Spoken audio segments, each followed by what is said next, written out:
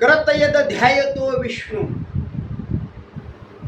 त्रेतया यजतो मुखे द्वापारे परिचर्यानाम कलोत्तधरी कीर्तना. विचार केला, कृतयुगामध्ये भगवंताची प्राप्ती करण्यासाठी ध्यान धारणा करावी लागायची,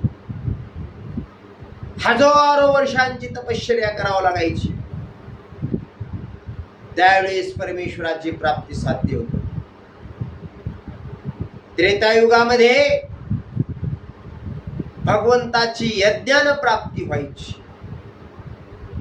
द्वापार युगामध्ये भगवंताची पूजेनं, भगवंताच्या भक्तीनं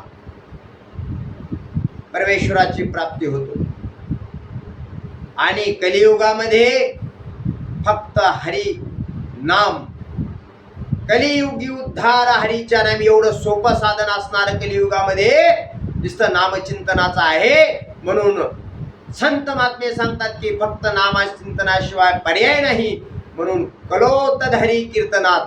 आणि अशा प्रकारे कलियुगामध्ये फक्त नामचिंतनाने भगवंताची प्राप्ती होती. एवढं सोपं साधन आहे.